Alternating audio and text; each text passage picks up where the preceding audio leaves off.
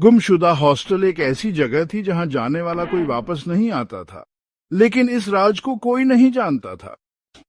रवि इस हॉस्टल में नया छात्र था, लेकिन आने के बाद उसे महसूस हुआ कि यहाँ कुछ अजीब था। रात को अंधेरे में किसी के चलने की आवाजें, कमरे में किसी की मौजूदगी का एहसास और खिड़की के बाहर दिखती एक रहस्यमयी परछाई। कुछ ही दिनों में रवि भी गायब हो गया और वार्डन ने वही पुरानी कहानी दोहराई कि वह खुद हॉस्टल छोड़कर चला गया। कुछ हफ्तों बाद अजय नाम का छात्र हॉस्टल आया और उसे भी अजीब घटनाओं का सामना करना पड़ा।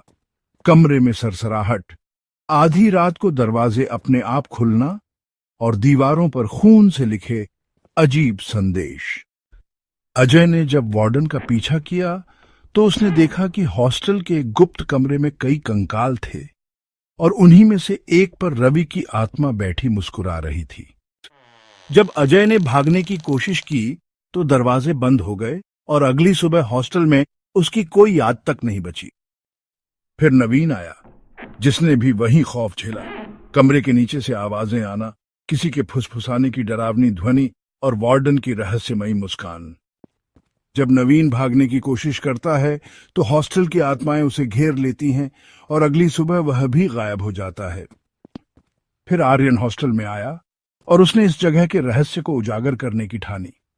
उसने पुराने रिकॉर्ड खंगाले और पाया कि यह हॉस्टल पहले एक अनाथालय था, जहां बच्चों पर अत्याचार किए जाते थे और उनकी आत्माएं अब इस जगह पर फंसी हुई थीं। वार्डन दरअसल उन आत्माओं का रक्षक था जो हर नए छात्र को अपने कब्जे में लेने के लिए तैयार रहती थीं। आर्यन ने हॉस्टल से भागने का प्रयास किया, लेकिन वार्डन और भूतिया आत्माओं ने उसे रोकने की कोशिश की।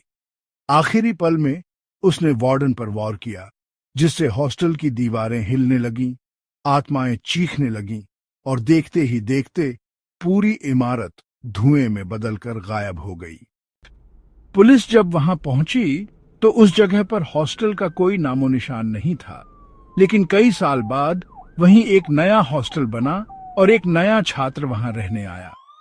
जैसे ही उसने खिड़की के बाहर देखा, उसे वहां एक परछाई दिखाई दी और इसी के साथ कहानी एक नए भयावह अध्याय की ओर बढ़ने लगी।